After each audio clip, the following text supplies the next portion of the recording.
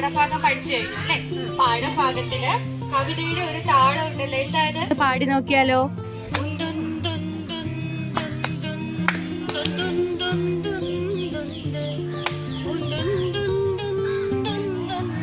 താളേയുണ്ട്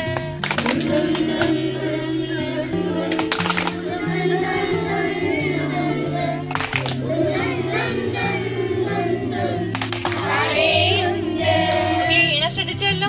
അപ്പൊ ഇനി ടീച്ചർ തരുന്ന ഒരു വാക്യം മക്കൾക്ക് അതേ ഈണത്തിൽ പാടാൻ കഴിയോ?